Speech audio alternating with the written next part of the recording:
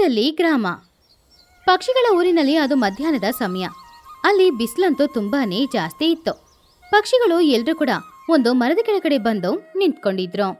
ಇಲ್ಲಿ ನೋಡಿ ಸ್ನೇಹಿತರೆ, ಈ ವರ್ಷ ಎಲ್ಲ ವರ್ಷಕ್ಕಿಂತಲೂ ಬಿಸಿಲು ತುಂಬಾನೇ ಹೆಚ್ಚಾಗಿದೆ. ಈ ಬಿಸಿಲಲ್ಲಿ ನಾವೆಲ್ಲರೂ ತುಂಬಾನೇ ಕಷ್ಟಪಡ್ತಾ ಇದೀವಿ.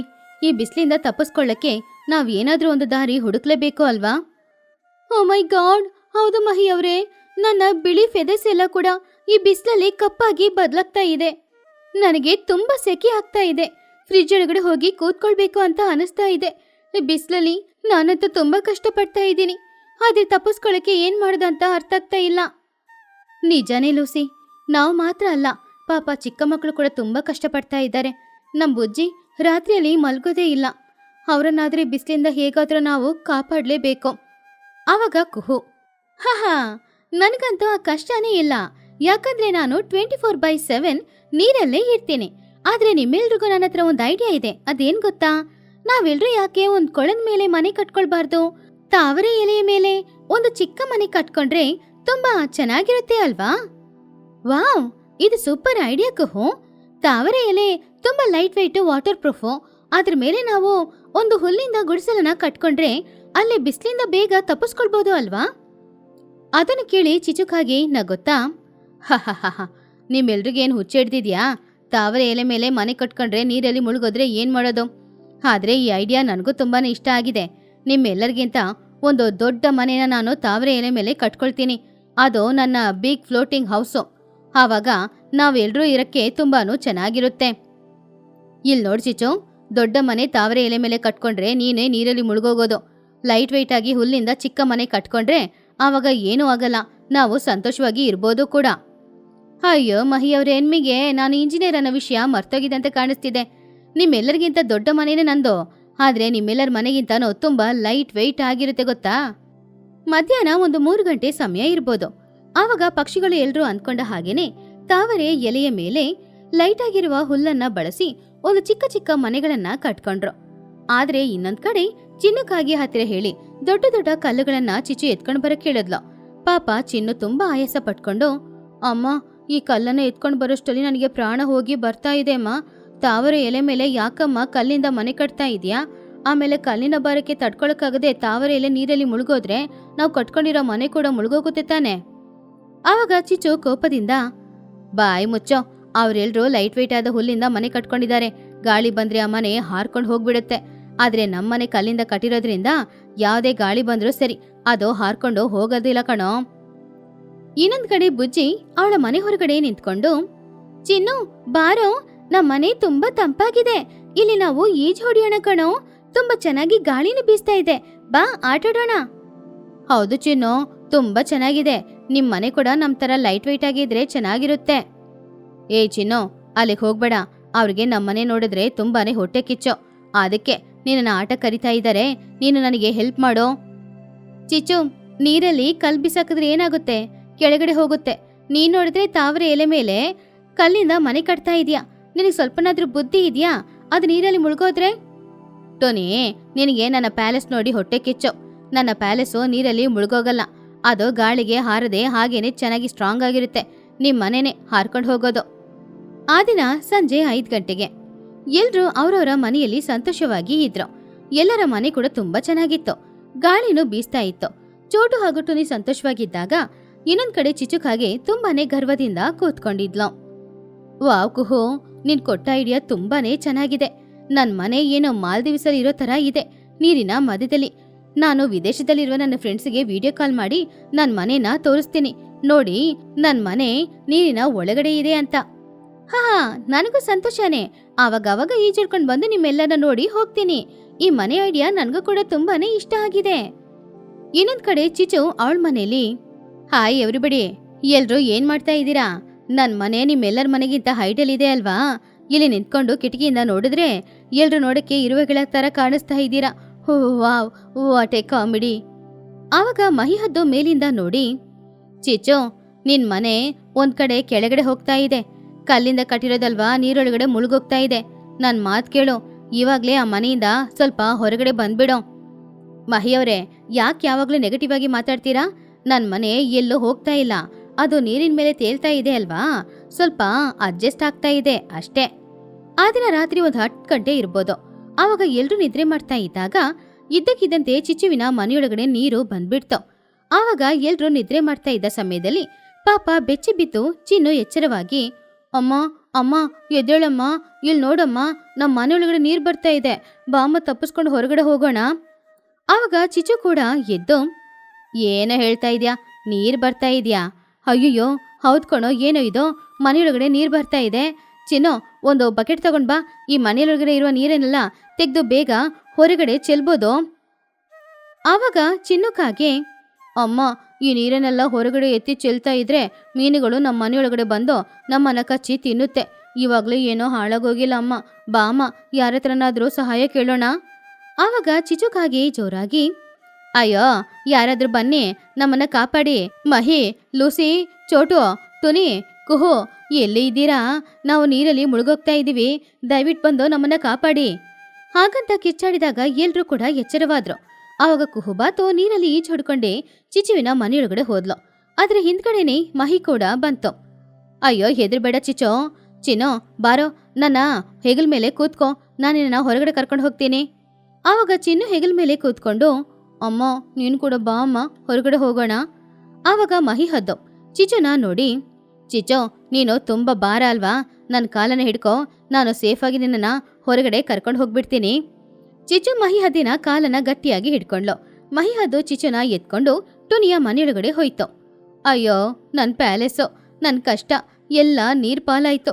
ಅಯ್ಯೋ ಇವತ್ತಿಡೀ ಕಷ್ಟಪಟ್ಟಿದ್ದೆಲ್ಲಾನು ಈ ರೀತಿ ವೇಸ್ಟ್ ಆಯ್ತಲ್ವಾ. ಆವಾಗ ಟುನಿಗೂ ಬಚ್ಚಿ ಚಿಚುಗೋಸ್ಕರ ಒಂದು ಟವಲ್ನ ತಗೊಂಡ್ ಬಂದ್ ಕೊಟ್ಟು, ಬೇಜಾರ್ ಮಾಡ್ಕೊಳ್ಬೇಡ ಚಿಚ್ಚು, ನೀರಿನ ಮೇಲೆ ಕಲ್ಲಿಂದ ಮನೆ ಕಟ್ಬಾರ್ದು ಅಂತ ಎಷ್ಟಾದ್ರೂ ಹೇಳಿದ್ರು ಕೂಡ ನೀನ್ ನಮ್ಮ ಮಾತು ಕೇಳಿದ್ಯಾ ಹೇಳು? ಅಲ್ಲ ಮತ್ತೆ ಚಿಚ್ಚು, ನಿನಗೆ ಬುದ್ಧಿ ಇದೆಯಾ? ಎಲ್ಲರಿಗಿಂತ ದೊಡ್ಡ ಮನೆ ಕಟ್ಬೇಕು, ಎಲ್ಲರಿಗಿಂತ ಸೂಪರ್ ಆಗಿರ್ಬೇಕು ಅಂತ ಅಂದ್ಕೊಂಡೆ. ಇವಾಗ ನಿನ್ನ ಅತಿಯಾಸೆಯಿಂದ ಏನ್ ಮಾಡಿದೀಯಾ? ನೀನು ಕಷ್ಟಪಟ್ಟು ಕಟ್ಟಿದ ಮನೆ ಇವಾಗ ಟೈಟಾನಿಕ್ ತರ ನೀರೊಳಗಡೆ ಹೋಗಿ ಬಿದ್ದಿದೆ. ಹಾ ಹೌದು ಹೌದು, ಸರಿ ನೀನ್ ಬೇಜಾರ್ ಮಾಡ್ಕೋಬೇಡ, ಇವತ್ತು ನನ್ನ ಮನೇಲಿ ಮಲ್ಕೋ, ನಾಳೆ ಬೇಕಾದ್ರೆ ನಾವೆಲ್ಲರೂ ಸೇರಿ ನಿನಗೋಸ್ಕರ ಒಂದು ಹೊಸ ಮನೆನ ಕಟ್ಟಿಕೊಡ್ತೀವಿ. ಆವಾಗ ಚಿಚುಗೆ ಅವಳು ಮಾಡಿದ ತಪ್ಪು ಅರ್ಥ ಆಯ್ತು. ಎಲ್ರೂ ಕ್ಷಮಿಸ್ಬಿಡಿ, ಏನೋ ನಿಮ್ಗಿಂತ ದೊಡ್ಡ ಮನೆ ಕಟ್ಟಿ ಚೆನ್ನಾಗಿ ಇರ್ಬೇಕು ಅಂತ ಅತಿ ಆಸೆ ಪಟ್ಟಿದ್ರಿಂದಾನೆ ಆ ದೇವ್ರು ನನಗೆ ಶಿಕ್ಷೆ ಕೊಟ್ಟಿದ್ದಾನೆ.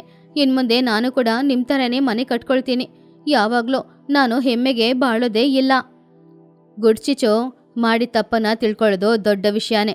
ಸರಿ ಸರಿ, ಏನೋ ಬೇಜಾರು ಮಾಡ್ಕೊಳ್ಬೇಡ, ಇವತ್ತು ರಾತ್ರಿ ಚೋಟು ಮನೇಲಿ ಹೋಗಿ ಮಲ್ಕೋ, ನಾಳೆ ನಿನಗೋಸ್ಕರ ಒಂದು ಮನೆ ತಯಾರಾಗುತ್ತೆ. ಹಾಗಂತ ಮಹಿ ಹದ್ದು ಹೇಳಿದ್ಮೇಲೆ ಚಿಚು ಹಾಗೂ ಚಿನ್ನು ಇಬ್ರು ಚೋಟು ಮನೆಯಲ್ಲಿ ಹೋಗಿ ಮಲ್ಕೊಂಡ್ರು. ಮರುದಿನ ಬೆಳಗಾದ್ಮೇಲೆ ಎಲ್ರೂ ಸೇರಿ ಚಿಚುಗೋಸ್ಕರ ಲೈಟ್ ವೆಯ್ಟ್ ಆದ ಒಂದು ಮನೇನ ಕಟ್ಟಿಕೊಟ್ರು. ಚಿಚುಕಾಗಿ ಕೂಡ ಎಲ್ಲ ಜೊತೆ ಸೇರಿ ಸಂತೋಷವಾಗಿ ಬಾಳ್ತಾ ಇದ್ಲು. ಹಾಗೆ ಬೇಸಿಗೆ ಕಾಲದಲ್ಲಿ ಬಿಸಿಲಿಂದ ತಪ್ಪಿಸ್ಕೊಳ್ಬೇಕು ಅಂತ ಪಕ್ಷಿಗಳು ಸೇರಿ ಒಂದು ಐಡಿಯಾ ಮಾಡಿದ್ರು. ಆ ಐಡಿಯಾ ಅವರನ್ನ ಕಾಪಾಡಿತ್ತು. ಅದು ಪಕ್ಷಿಗಳ ಗ್ರಾಮ. ಆ ದಿನ ಭಾನುವಾರ ಅಂದ್ರೇನೆ ಪಕ್ಷಿಗಳ ಗ್ರಾಮ ಯಾವಾಗ್ಲೂ ತುಂಬಾ ಚುರುಕಾಗಿರ್ತಿತ್ತು. ಬೆಳಗ್ಗೆನೆ ಎಲ್ಲರ ಮನೆಯಿಂದ ಆಹಾರ ಸುವಾಸನೆ ಬರ್ತಾ ಇತ್ತು. ಟುನಿಗೂ ಬಚ್ಚಿ ಅವಳ ಮನೆಯ ಹೊರಗಡೆ ನಿಂತ್ಕೊಂಡು ಅಡವಿಯಿಂದ ತಗೊಂಡ್ ಬಂದ ತರಕಾರಿಗಳನ್ನೆಲ್ಲ ತೊಳಿತಾ ಇದ್ಲು. ಅದರಲ್ಲಿ ಪುದೀನ, ಆಲೂಗಡ್ಡೆ, ಕ್ಯಾರೆಟ್, ಬೀನ್ಸ್ ಎಲ್ಲಾನು ಇತ್ತು. ಆವಾಗ್ಲೇ ಬುಜ್ಜಿ ಹೊರಗಡೆ ಬಂದ್ಲು. ಅಮ್ಮ, ಇವತ್ತು ಸಂಡೇ ಅಲ್ವಾ, ಎಲ್ಲರ ಮನೆಯಿಂದಾನೂ ಏನೇನೋ ವಾಸನೆ ಬರ್ತಾನೆ ಇದೆ ಅಮ್ಮ. ನಮ್ಮ ಮಹಿ ಅಜ್ಜಿ ಮನೆಯಿಂದ ಪುಳಿಯೋಗರೆ ವಾಸನೆ ಬರ್ತಿದೆ, ಲೂಸಿ ಆಂಟಿ ಮನೆಯಲ್ಲಿ ಏನೋ ಸ್ವೀಟ್ ಮಾಡ್ತಾ ಇದ್ದಾರೆ ಅಮ್ಮ. ಹಾಗಾದ್ರೆ ಇವತ್ತು ನಮ್ಮ ಮನೇಲಿ ಏನಮ್ಮ ಸ್ಪೆಷಲು? ನನಗೆ ಬಿಸಿ ಬಿಸಿಯಾಗಿ ಬಿರಿಯಾನಿ ತಿನ್ಬೇಕು ಅಂತ ಅನಿಸ್ತಾ ಇದೆ. ಆವಾಗ ಟುನಿ ನಗುತ್ತಾ, ಬುಜ್ಜಿ ಏನ್ ಬೇಜಾರು ಮಾಡ್ಕೊಳ್ಬೇಡ, ಇವತ್ತು ನಾನು ಕೂಡ ನಿನಗೆ ಸ್ಪೆಷಲ್ ಆಗಿ ಅಡಿಗೆ ಮಾಡಿ ಕೊಡ್ತೀನಿ. ಆದ್ರೆ ನಮ್ಮ ಹತ್ರ ಇರೋದ್ರಲ್ಲೇ ನಾನು ನಿನಗೋಸ್ಕರ ಬಡ ಪಕ್ಷಿಗಳ ಬಿರಿಯಾನಿನ ಮಾಡಿಕೊಡ್ಲಾ? ಬಡ ಪಕ್ಷಿಗಳ ಬಿರಿಯಾನಿನ ಅಂದ್ರೆ ಏನಮ್ಮ? ಅದರಲ್ಲಿ ಏನ್ ಹಾಕ್ತೀಯಾ? ಅದು ಟೇಸ್ಟ್ ಆಗಿರುತ್ತಾ ಇಲ್ವಾ? ಎಲ್ಲ ಬಿರಿಯಾನಿಯಲ್ಲೂ ಇರೋ ತರ ಕಾಸ್ಟ್ಲಿ ಐಟಮ್ಸ್ ಏನೂ ಇರಲ್ಲ. ಈ ಗೋಡಂಬಿ, ಕುಂಕುಮ ಹೂವು ಇದೆಲ್ಲ ಇರಲ್ಲ. ಆದ್ರೆ ನಾವು ಅಡವಿಯಿಂದ ಫ್ರೆಶ್ ಆಗಿ ತಗೊಂಡ್ ಬಂದಿದೀವಿ ಅಲ್ವಾ, ಕ್ಯಾರೆಟು, ಆಲೂಗಡ್ಡೆ, ಬೀನ್ಸು, ಬಟಾಣಿ, ಹಾಗೇನೆ ಪುದೀನ, ಕೊತ್ತಂಬರಿ ಇದನ್ನೆಲ್ಲ ಹಾಕಿ ನಾನು ಸೂಪರ್ ಆಗಿ ಒಂದು ಬಿರಿಯಾನಿ ಮಾಡಿಕೊಡ್ತೀನಿ. ಆ ಬಿರಿಯಾನಿ ಹೆಲ್ತಿಗೂ ಕೂಡ ತುಂಬಾನೇ ಒಳ್ಳೇದು. ಟೇಸ್ಟ್ ಹೇಗಿರುತ್ತೆ ಅಂದ್ರೆ ಆ ದೇವತೆಗಳು ಇಳಿದು ಬಂದು ನನಗೂ ಬಿರಿಯಾನಿ ಕೊಡಿ ಅಂತ ಕೇಳ್ತರ ಇರುತ್ತೆ. ವಾವ್, ಹಾಗಾದ್ರೆ ಸೂಪರ್ ಅಮ್ಮ. ನಾನು ಕೂಡ ನಿನಗೆ ಹೆಲ್ಪ್ ಮಾಡ್ಲಾ? ನಾನು ಹೋಗಿ ನೀರು ತಗೊಂಡ್ ಬರ್ತೀನಿ. ನೀನು ಅಷ್ಟರಲ್ಲಿ ಒಲೆಯಲ್ಲಿ ಮಡಿಕೆ ಇಟ್ಟು ಬಿರಿಯಾನಿ ಕೆಲಸ ಶುರು ಮಾಡು. ಟುನಿ ಒಲೆಯಲ್ಲಿ ಒಂದು ದೊಡ್ಡ ಪಾತ್ರೆನ ಇಟ್ಟು ಅದರಲ್ಲಿ ಅವಳು ಕಟ್ ಮಾಡಿಟ್ಟಿರುವ ತರಕಾರಿಗಳು, ಪುದೀನ, ಕೊತ್ತಂಬರಿ ಸೊಪ್ಪು ಎಲ್ಲಾನು ಹಾಕಿ ಬಿರಿಯಾನಿ ತಯಾರು ಮಾಡ್ತಾ ಇದ್ಲು. ಆವಾಗ ಅದರಿಂದ ಒಳ್ಳೆ ವಾಸನೆನೂ ಬರ್ತಾ ಇತ್ತು. ಆ ವಾಸನೆ ಊರಿಡಿ ಹರಡ್ತಾ ಇತ್ತು. ಆ ವಾಸನೆನ ನೋಡಿ ಬನ್ನು ಹಾಗೂ ಚಿನ್ನು ಇಬ್ರು ಕೂಡ ಆಶ್ಚರ್ಯಪಟ್ರು. ಏ ಚಿನ್ನು, ಒಳ್ಳೆ ವಾಸನೆ ಬರ್ತಾ ಇದೆ ಅಲ್ವೇನೋ? ಆದ್ರೆ ಯಾರ ಮನೆಯಿಂದ? ನನಗಂತೂ ಹಸುವು ತುಂಬಾ ಜಾಸ್ತಿ ಆಗ್ತಾ ಇದೆ. ಬನ್ನು, ವಾಸನೆ ನೋಡಿದ್ರೇನೋ ಅರ್ಥ ಆಗುತ್ತೆ, ಇದು ಬೇರೆ ಯಾರ ಮನೆಯಿಂದನೂ ಅಲ್ಲ, ಟೊನಿ ಆಂಟಿ ಮನೆಯಿಂದಾನೇ ಬರ್ತಾ ಇರೋದು. ನಾವು ಅಲ್ಲಿಗೆ ಹೋಗಿ ನಮಗೂ ಸ್ವಲ್ಪ ಹಾಕಿ ಅಂತ ಕೇಳೋಣ್ವಾ? ಆವಾಗ್ಲೇ ಚಿಚುಕಾಗೆ ತುಂಬಾ ಕೋಪದಿಂದ ಮನೆ ಹೊರಗಡೆ ಬಂದ್ಲು. ಬಿಳಿಯಾಗಿ ಮುಖ ಇಡೀ ಪೌಡರ್ ಹಾಕೊಂಡಿದ್ಲು. ಏ ಚಿನ್ನು, ಬನ್ನು, ಎಲ್ಲಿಗೋ ಹೋಗ್ತಾ ಇದ್ದೀರಾ? ಇವತ್ತು ಆ ಬಡವರ ಮನೆಗೆ ನಾವು ಹೋಗ್ಬೇಕಾಗಿರೋ ಅವಶ್ಯಕತೆ ಏನೂ ಇಲ್ಲ. ನಾನು ಆನ್ಲೈನಲ್ಲಿ ಬಿರಿಯಾನಿ ಆರ್ಡರ್ ಮಾಡಿದ್ದೀನಿ. ಅದು ರಾಯಲ್ ಪ್ಲಾಟಿನಮ್ ಫಾಯಿಲ್ ಬಿರಿಯಾನಿ. ಇವಾಗಲೇ ಅದನ್ನ ಟ್ರೋನಲ್ಲಿ ಕಳಿಸ್ತಾರೆ ಕಣೋ. ಬೇಡ ಅಮ್ಮ, ನನಗೆ ಆ ಪ್ಲಾಟಿನಮ್ ಬಿರಿಯಾನಿನೇ ಬೇಡ. ಹೋದ್ಸಲ ಬಿರಿಯಾನಿಯಲ್ಲಿ ಪೀಸ್ ಎಲ್ಲ ತುಂಬ ಹಾರ್ಡಾಗಿತ್ತು. ಅದನ್ನು ನಾನು ಅಗ್ಗಿಯಷ್ಟಲ್ಲಿ ನನ್ನ ಹಲ್ಲೆಲ್ಲ ಬಿದ್ದೋಯ್ತು. ನನಗೆ ಟುನಿ ಆಂಟಿ ಮಾಡೋ ಬಿರಿಯಾನಿನೇ ಬೇಕು. ಅದ್ರ ವಾಸನೆ ನೋಡಿದ್ಯಾ ಎಷ್ಟು ಚೆನ್ನಾಗಿದೆ ಅಂತ? ಬಾಯಿ ಮುಚ್ಚೋ, ನಾವು ರಿಚ್ ಬರ್ಡ್ಸ್ ಕಣೋ. ಆ ಪೂರ್ ಬರ್ಡ್ಸ್ ಮನೆಗೆ ಹೋಗಿ ತಿಂದರೆ ನಮ್ಮ ಸ್ಟೇಟಸ್ ಏನಾಗೋದು ಹೇಳು? ಸರಿ, ಬಾಯಿ ಮುಚ್ಕೊಂಡು ಇಲ್ಲೇ ಕೂತ್ಕೊಂಡಿರೋ. ನಾನು ಟುನಿ ಮನೆಗೆ ಹೋಗಿ ಬರ್ತೀನಿ. ಹಾಗೆ ಅವಳು ನನ್ನ ಬಿರಿಯಾನಿಗಿಂತ ಏನು ಬಿರಿಯಾನಿ ಮಾಡ್ತಾ ಇದ್ದಾಳೆ ಅನ್ನೋದನ್ನ ತಿಳ್ಕೊಂಡು ಬರ್ತೀನಿ. ಚಿಚುಕಾಗೆ ಹೊಟ್ಟೆ ಹುರ್ಕೊಂಡೆ ಟುನಿಗುಬ್ಬಚ್ಚಿಯ ಮನೆ ತನಕ ಬಂತು. ಆವಾಗಲೇ ಟುನಿ ಅಲ್ಲಿ ಅಡಿಗೆ ಶುರು ಮಾಡಿದ್ಲು. ಪಕ್ಕದಲ್ಲೇ ಬುಜ್ಜಿನೋ ನಿಂತ್ಕೊಂಡಿದ್ಲು. ಏನ್ ಟುನಿ, ಬೆಳಗ್ಗೆ ನಿನ್ ಮನೆಯಿಂದ ಏನೋ ಹೊಗೆ ಬರ್ತಾ ಇದೆ. ಬಿರಿಯಾನಿ ಮಾಡ್ತಾ ಇದೀಯಾ? ಆದ್ರೆ ಬಿರಿಯಾನಿ ಮಾಡಕ್ಕೆ ನಿನಗೆ ಅಷ್ಟು ಹಣ ಎಲ್ಲಿಂದ? ಸಾಲ ಏನಾದ್ರೂ ಮಾಡಿದ್ಯಾ? ಬಾ ಚಿಚು, ಸಾಲ ತಗೊಳ್ಳೋಷ್ಟು ಇದೇನು ದೊಡ್ಡ ವಿಷಯ ಅಲ್ಲ. ಅಡವಿಯಲ್ಲಿ ಸಿಕ್ಕಿರುವ ಗೆಣಸು, ತರಕಾರಿ, ಕೊತ್ತಂಬರಿ ಸೊಪ್ಪು, ಎಲೆಗಳು ಇದನ್ನೆಲ್ಲ ಇಟ್ಟು ನಾನು ವೆಜಿಟೇಬಲ್ ಬಿರಿಯಾನಿ ಮಾಡ್ತಾ ಇದ್ದೀನಿ. ಅದಕ್ಕೆ ಹೆಸರಿಟ್ಟಿರೋದು ಬಡ ಪಕ್ಷಿಗಳ ಬಿರಿಯಾನಿ ಅಂತ. ನೀನು ಸ್ವಲ್ಪ ತಿಂತೀಯಾ? ಆವಾಗ ಚಿಚುಕಾಗೆ, ಏನೋ ಯಕ್, ಬಡ ಪಕ್ಷಿಗಳ ಬಿರಿಯಾನಿನಾ? ಅದಕ್ಕೆ ನಾನು ಬಡ ಪಕ್ಷಿ ಅಲ್ಲ ಅಲ್ವಾ, ನಾನು ರಾಯಲ್ ರಿಚ್ ಪಕ್ಷಿ. ಆಮೇಲೆ ಈ ವೆಜಿಟೇಬಲ್ಸ್ ಎಲ್ಲ ಹಾಕಿ ಮಾಡೋ ಬಿರಿಯಾನಿನ ಬಿರಿಯಾನಿ ಅಂತಾರ? ಬಿರಿಯಾನಿ ಅಂದ್ರೇನೆ ಪೀಸ್ ಇರಬೇಕು. ನನ್ನ ರಾಯಲ್ ಫುಡ್ ಥರ ನೀನು ಬಿರಿಯಾನಿ ಇರಲ್ಲ. ಅದರಲ್ಲಿ ಅನ್ನ ಎಷ್ಟು ಚೆನ್ನಾಗಿರುತ್ತೆ ಗೊತ್ತಾ? ಫಳ ಫಳ ಅಂತ ಹೊಳಿತಾ ಇರುತ್ತೆ. ಚಿಚ್ಚು ಆಂಟಿ, ನಮ್ಮಮ್ಮ ಪ್ರೀತಿಯಿಂದ ನನಗೆ ಬಿರಿಯಾನಿ ಮಾಡಿಕೊಡ್ತಿದ್ದಾರೆ. ಆದರೆ ನೀವು ಹೋಟೆಲೆಲ್ಲ ಆರ್ಡರ್ ಮಾಡ್ತೀರಲ್ವಾ, ಅಲ್ಲಿ ನಿಮ್ಮ ಮೇಲೆ ಪ್ರೀತಿಯಿಂದ ಯಾರೂ ಮಾಡಲ್ಲ. ಅದಕ್ಕೆ ಅದಷ್ಟೇನು ಚೆನ್ನಾಗಿರಲ್ಲ. ನೀವು ಹೋಗಿ ರಾಯಲ್ ಬಿರಿಯಾನಿನ ತಿನ್ನಿ, ನಾನು ನಮ್ಮಮ್ಮ ಮಾಡಿಕೊಟ್ಟ ಬಿರಿಯಾನಿ ತಿಂತೀನಿ. ನೋಡಿದ್ಯಾ ಟೋನಿ, ನಿನ್ನ ಮಗಳಿಗೆ ಇಷ್ಟು ಅಹಂಕಾರ? ದೊಡ್ಡವ್ರ ಹತ್ರ ಹೇಗೆ ಮಾತಾಡಬೇಕು ಅಂತ ಅವಳಿಗೆ ಗೊತ್ತಿಲ್ವಾ? ಸರಿ ಸರಿ, ನಾನಿಲ್ಲಿ ನಿಂತ್ಕೊಂಡು ಮಾತಾಡಿ ಟೈಮ್ ವೇಸ್ಟ್ ಮಾಡೋಕ್ಕೆ ಇಷ್ಟಪಡಲ್ಲ. ನನ್ನ ರಾಯಲ್ ಬಿರಿಯಾನಿ ಬರ್ತಾ ಇರುತ್ತೆ, ನಾನು ಹೋಗಿ ಅದನ್ನು ತಿಂದ್ಬರ್ತೀನಿ. ಹಾಗಂತ ಹೇಳಿ ಚಿಚ್ಚು ಅಲ್ಲಿಂದ ಹೋದ್ಲು. ಬಿರಿಯಾನಿ ತಯಾರಾಯಿತು. ಫ್ರೆಶ್ ಆಗಿರುವ ವೆಜಿಟೇಬಲ್ಸ್ ಎಲ್ಲ ಹಾಕಿ ಮಾಡಿರೋದ್ರಿಂದ ಅದರ ಸುವಾಸನೆ ಊರಿಡಿ ಹರಡ್ತಾ ಇತ್ತು. ಆ ವಾಸನೆಗೆ ಆ ಊರಿನಲ್ಲಿದ್ದ ಎಲ್ಲ ಪಕ್ಷಿಗಳು ಕೂಡ ಟುನಿಗುಬ್ಬಚ್ಚಿಯ ಮನೆಯಲ್ಲಿ ಹಾಜರಾದ್ರು, ಬಿರಿಯಾನಿ ತಿನ್ನೋದಕ್ಕೋಸ್ಕರ. ಅಬ್ಬಬ್ಬಬ್ಬಾ, ಟುನಿ ಏನಮ್ಮ ಮಾಡ್ತಾ ಇದೀಯಾ? ವಾಸನೆ ಊರಿಡಿ ಹರಡ್ತಾ ಇದೆ, ನನಗೂ ಸ್ವಲ್ಪ ಕೊಡ್ಬೋದು ಅಲ್ವಾ? ಅರೆ ಬನ್ನಿ ಮಹಿಯವರೇ, ಎಲ್ರೂ ಬನ್ನಿ. ಏನಿಲ್ಲ, ನಾನಿವತ್ತು ಮಾಡ್ತಾ ಇರೋದು ವೆಜಿಟೇಬಲ್ ಬಿರಿಯಾನಿ. ಅದನ್ನೇ ಬಡವರ ಬಿರಿಯಾನಿ ಅಂತ ಹೆಸರಿಟ್ಟು ಕರಿತಾ ಇದ್ದೀನಿ. ಸರಿ, ಎಲ್ರೂ ಕೂತ್ಕೊಳ್ಳಿ, ನಾನು ಎಲ್ರಿಗೂ ಬಿರಿಯಾನಿ ಹಾಕ್ತೀನಿ. ಅಮ್ಮ ಟುನಿ, ಬಿರಿಯಾನಿ ಹಾಕ್ತೀನಿ ಅಂತ ಹೇಳಿದೆ ಅಲ್ವಾ, ಅದೇ ಸಾಕು. ನಿಜವಾಗ್ಲೂ ಆ ಬಿರಿಯಾನಿ ಏನು ಅದನ್ನು ತಿನ್ಬೇಕು ಅಂತ ಆಸೆ ಆಗ್ತಾ ಇದೆ. ಹೌದು ಟುನಿ, ನಾನು ಕೂಡ ಅದಕ್ಕೆ ಬಂದೆ. ಅದರಲ್ಲೂ ವಾಸನೆ ನೋಡಿ ಬನ್ನು ಅಂತೂ ಅರ್ಧ ಫಿದಾ ಆಗ್ಬಿಟ್ಟಿದ್ದಾನೆ ಗೊತ್ತಾ? ಟುನಿ ಎಲ್ರಿಗೂ ಕೂಡ ಬಾಳೆ ಎಲೆಯಲ್ಲಿ ಆ ಬಿರಿಯಾನಿನ ಬಡಿಸಿದ್ಲು. ಎಲ್ರೂ ಸ್ವಲ್ಪ ತಿನ್ನೋಡಿದ್ರು. ಅಷ್ಟೇ, ಎಲ್ರ ಮುಖ ಸಂತೋಷದಲ್ಲಿ ಇತ್ತು. ಹಾ ಟುನಿ, ಇದನ್ನ ಬಡ ಪಕ್ಷಿಗಳ ಬಿರಿಯಾನಿ ಅಂತ ಯಾಕೆ ಕರಿಬೇಕು? ಇದು ಅಮೃತದ ತರ ಇದೆ. ಆ ದೇವತೆಗಳು ತಿನ್ನೋದು ಅಮೃತನೇ ಅಲ್ವಾ?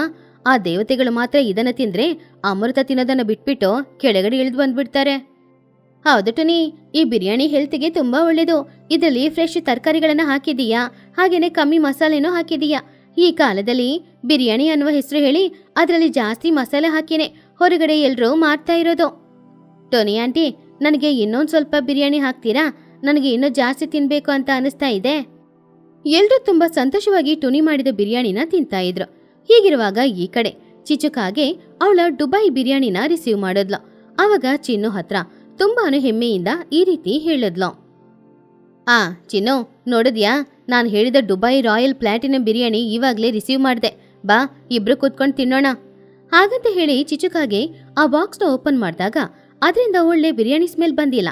ಏನೋ ವಿಚಿತ್ರವಾದ ಸ್ಮೆಲ್ ಬಂತು. ಆ ಸ್ಮೆಲ್ ಅಂತೂ ಚಿನ್ನುಗೆ ಸ್ವಲ್ಪನೂ ಇಷ್ಟನೇ ಆಗ್ಲಿಲ್ಲ.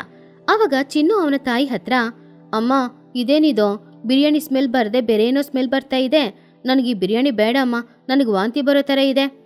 ಆವಾಗ ಚಿಚುಕಾಗೆ, ಏನೋ ಹೇಳ್ತಾ ಇದೀಯಾ, ದುಬೈಯಿಂದ ನಮಗೋಸ್ಕರ ಕಳಿಸಿದ್ದಾರೆ ಕಣೋ, ಇದು ವಾಸನೆ ಈ ರೀತಿನೇ ಇರುತ್ತೆ, ಇರೋ ನಾನು ಸ್ವಲ್ಪ ತಿಂದು ತೋರಿಸ್ತೀನಿ. ಹಾಗಂತ ಹೇಳಿ ಚಿಚುಕಾಗೆ ಸ್ವಲ್ಪ ಬಿರಿಯಾನಿನ ಬಾಯಲ್ಲಿ ಹಾಕೊಂಡ್ಲು. ಆದ್ರೆ ಅದು ತುಂಬಾ ಗಟ್ಟಿಯಾಗಿ ತಣ್ಣಗೆ ಇತ್ತು. ಅದನ್ನ ತಿನ್ನೋಕ್ಕೂ ಆಗ್ಲಿಲ್ಲ, ಉಗಿಯೋಕ್ಕೂ ಆಗ್ಲಿಲ್ಲ. ಇದೇನಿದೋ ಇಷ್ಟು ಸ್ಟ್ರಾಂಗ್ ಆಗಿದೆ, ಇದು ಅನ್ನನ ಇಲ್ಲ ಬರೀ ಅಕ್ಕಿನ, ತಿನ್ನಕ್ಕೆ ಆಗ್ತಾ ಇಲ್ಲ, ನನ್ನ ಗಂಟ್ಲಲ್ಲಿ ಇಳಿತಾನೆ ಇಲ್ವಲ್ಲ, ಇವಾಗ ಏನ್ ಮಾಡೋದು? ಅಮ್ಮ ನಾನು ಹೇಳ್ದೆ ಅಲ್ವಾ ನೀನು ಆರ್ಡರ್ ಮಾಡೋ ಬಿರಿಯಾನಿ ಚೆನ್ನಾಗಿರಲ್ಲ ಅಂತ, ನೋಡು ನಾನು ಹೇಳಿದ ಹಾಗೇನೆ ಚೆನ್ನಾಗಿಲ್ಲ. ಟೊನಿ ಆಂಟಿ ಮನೆಯಲ್ಲಿ ಅವ್ರು ಮಾಡಿಕೊಟ್ಟು ವೆಜಿಟೇಬಲ್ ಬಿರಿಯಾನಿ ಎಷ್ಟು ಚೆನ್ನಾಗಿತ್ತು ಗೊತ್ತಾ, ನಾನು 2 ಪ್ಲೇಟ್ ತಿಂದ್ಬಿಟ್ಟು ಬಂದೆ. ಹಾಗಂತ ಹೇಳಿ ಚಿನ್ನುಕಾಗೆ ಮನೆಯಿಂದ ಹೊರಗಡೆ ಹೋದ. ಚಿಚುಗೂ ತುಂಬಾನೇ ಹಸುವಾಗ್ತಾ ಇತ್ತು. ಅವಳಿಗೆ ಇವಾಗ ಏನ್ ಮಾಡೋದಂತ ಅರ್ಥ ಆಗ್ಲಿಲ್ಲ. ಆದ್ರಿಂದ ಅವಳು ಅಲ್ಲಿಂದ ಟೊನಿಯ ಮನೆಗೆ ಹೋದ್ಲು. ಅಲ್ಲಿ ಊರಿನಲ್ಲಿದ್ದ ಪಕ್ಷಿಗಳು ಎಲ್ರೂ ಕೂಡ ಒಟ್ಟಿಗೆ ಕೂತ್ಕೊಂಡು ಟೊನಿ ಮಾಡಿದ ಬಿರಿಯಾನಿನ ತಿಂತಾ ಇದ್ರು. ಟೊನಿ ಆಂಟಿ ಬಿರಿಯಾನಿ ಸೂಪರ್ ಆಗಿದೆ, ನಮ್ಮಮ್ಮ ಆರ್ಡರ್ ಮಾಡಿದ ಬಿರಿಯಾನಿ ಸ್ವಲ್ಪನೂ ಚೆನ್ನಾಗಿಲ್ಲ, ನಾನು ಪ್ರತಿದಿನ ಇಲ್ಲೇ ಬಂದು ತಿನ್ಬಿಟ್ಟು ಹೋಗ್ಲಾ? ತಿನ್ನು ಚಿನ್ನು, ನಿನಗೆ ಎಷ್ಟು ಬೇಕೋ ಹೊಟ್ಟೆ ತುಂಬಾ ನೀನ್ ತಿನ್ನು. ಆವಾಗ ಚಿಚು, ಟೊನಿ ಸಾರಿ, ನಾನು ಬೆಳಗ್ಗೆ ಸ್ವಲ್ಪ ಕೋಪದಲ್ಲಿ ಏನೇನೋ ಮಾತಾಡ್ಬಿಟ್ಟೆ, ಆದರೆ ನಾನು ಆರ್ಡರ್ ಮಾಡಿದ ಬಿರಿಯಾನಿನ ಕಸದ ಬುಟ್ಟಿಯಲ್ಲಿ ಹಾಕೋ ಥರಾನೇ ಅದರ ಪರಿಸ್ಥಿತಿ ಇದೆ, ನನಗೆ ಹಸ್ವಾಗ್ತಾ ಇದೆ, ನನಗೂ ಸ್ವಲ್ಪ ಬಿರಿಯಾನಿ ಕೊಡ್ತೀಯಾ? ಟೊನಿ ಆಂಟಿ ನೀವು ಬಡವರ ಫುಡ್ಡನ್ನು ತಿನ್ನಲ್ಲ ಅಲ್ವಾ, ನೀವು ರಾಯಲ್ ಪೀಪಲ್, ರಾಯಲ್ ಫುಡ್ಡನ್ನೇ ತಿನ್ಬೇಕು, ಹೋಗಿ. ಬುಜ್ಜಿ ಹಸುವು ಅಂತ ಬರೋರ ಹತ್ರ ಆ ರೀತಿಯೆಲ್ಲ ಮಾತಾಡಬಾರ್ದಮ್ಮ, ಅದು ತಪ್ಪು. ಚಿಚು ಬಾ ಬಂದ್ ಕೂತ್ಕೋ, ಎಷ್ಟು ಬಿರಿಯಾನಿ ಬೇಕಂದ್ರೆ ಕೂಡ ಅಷ್ಟು ಹಾಕೊಂಡು ತಿನ್ನೋ. ಟೊನಿ ಚಿಚುಕಾಗೆಗೆ ಬಿರಿಯಾನಿನ ಕೊಟ್ಲು. ಆ ಬಿರಿಯಾನಿನ ಚಿಚುಕಾಗೆ ತಿಂದು ನೋಡಿದ್ಲು. ನಿಜ ಹೇಳ್ಬೇಕಂದ್ರೆ ಅವಳ ಜೀವನದಲ್ಲಿ ಅಂತಹ ಒಂದು ಬಿರಿಯಾನಿನ ಅವಳು ಇಲ್ಲಿವರೆಗೂ ತಿಂದಿದ್ದಿಲ್ಲ. ಟೊನಿ ನನ್ನನ್ನ ಕ್ಷಮಿಸ್ಬಿಡು, ನಿಜವಾಗ್ಲು ಆ ದುಬೈ ಬಿರಿಯಾನಿ ಸ್ವಲ್ಪನೂ ಚೆನ್ನಾಗಿರ್ಲಿಲ್ಲ, ಆದ್ರೆ ನೀನ್ ಮಾಡಿದ ಈ ಬಿರಿಯಾನಿ ತುಂಬಾ ಚೆನ್ನಾಗಿದೆ. ಆದ್ರೆ ನಾನು ನಿನ್ನನ್ನ ಅರ್ಥ ಮಾಡ್ಕೊಳ್ದೆ ಬಾಯಿಗೆ ಬಂದ ಹಾಗೆ ಏನೇನೋ ಮಾತಾಡ್ಬಿಟ್ಟೆ. ಚಿಚೋ ಅಡಿಗೆ ಮಾಡಕ್ಕೆ ಇದಿರ್ಬೇಕು ಅದಿರ್ಬೇಕು ಅಂತ ಏನೂ ಇಲ್ಲ, ಸ್ವಲ್ಪ ಪ್ರೀತಿ ಇದ್ರೆ ಸಾಕು. ನಮ್ಮ ಕೈಯಲ್ಲಿ ಏನಿದೆಯೋ ಅದನ್ನ ಹಾಕಿ ಮಾಡಿದ್ರೆ ತುಂಬಾನು ಚೆನ್ನಾಗಿರುತ್ತೆ. ಹೌದು, ಟೊನಿ ಹತ್ರ ಹಣ ಇಳ್ದೇ ಇರ್ಬೋದು, ಆದ್ರೆ ಅವಳ ಹತ್ರ ಪ್ರೀತಿ ಜಾಸ್ತಿ ಇದೆ, ಅದಕ್ಕೆ ಆಹಾರ ಟೇಸ್ಟ್ ಆಗಿರೋದು. ನಿಜಾನೇ, ನನ್ನನ್ನ ಕ್ಷಮಿಸ್ಬಿಡು. ಇನ್ನು ಆ ದುಬೈ ಬಿರಿಯಾನಿ ಎಲ್ಲ ನನಗೆ ಬೇಡ, ನೀನೇ ನನಗೆ ಅಡಿಗೆ ಮಾಡೋದನ್ನ ಕಲ್ಸ್ಕೊಡು. ಆವಾಗ ಎಲ್ರೂ ನಗಾಡಿದ್ರು. ಹಾಗೆ ಆ ದಿನ ಟೊನಿಯ ಮನೆಯಲ್ಲಿ ಎಲ್ರೂ ಹೊಟ್ಟೆ ತುಂಬ ಊಟನೂ ಮಾಡಿದ್ರು. ಈ ಕಥೆಯಲ್ಲಿರುವ ನೀತಿ ಏನು ಅಂದ್ರೆ, ತುಂಬಾ ಟೇಸ್ಟ್ ಆದ ಒಂದು ಅಡಿಗೆ ಮಾಡ್ಬೇಕಂದ್ರೆ ಅದಕ್ಕೆ ಕಾಸ್ಟ್ಲಿ ಆಗಿರುವ ಎಲ್ಲ ವಸ್ತುಗಳು ಹಾಕಿದ್ರೇನೆ ಅದು ಚೆನ್ನಾಗಿರುತ್ತೆ ಅಂತ ಅರ್ಥ ಅಲ್ಲ. ಪ್ರೀತಿಯಿಂದ ಏನೇ ಮಾಡಿ ಕೊಟ್ರು ಕೂಡ ಅದು ಅಮೃತದ ಥರಾನೇ ಇರುತ್ತೆ.